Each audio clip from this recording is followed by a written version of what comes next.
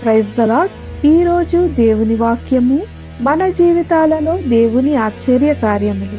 అచ్చట కృతజ్ఞతాస్తుతులు చెల్లింతును, నీ ఆశ్చర్య కార్యములను వివరింతును. కీర్తనలు 26వ అధ్యాయము 7వ వచనం. దేవుడు మన జీవితాలలో ఎన్నెన్నో అద్భుతాలు, ఎన్నో ఆశ్చర్య కార్యాలు జరిగించుచున్నాడు.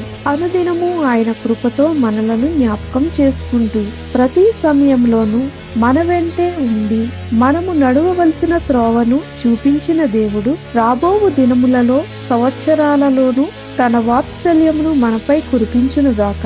అందుచేత మనము ఆయన చేసిన కార్యమును, మేలులను మర్చిపోకుండా ఆయన ప్రజల ఎదుటను, ఆయన సన్నిధిలోను ఆయనకు కృతజ్ఞతాస్తుతులు చెల్లించుదుముగాక. ప్రార్థన. ప్రభువైన యేసు, ఎల్లప్పుడూ నీ ఆశ్చర్య కార్యములను అనుభవిస్తూ నీకు కృతజ్ఞతాస్తుతులు చెల్లించేవారుగా మేముండుటకు కృప చూపమని యేసు నామమున అడుగుచున్నాము తండ్రి. ఆమేన్.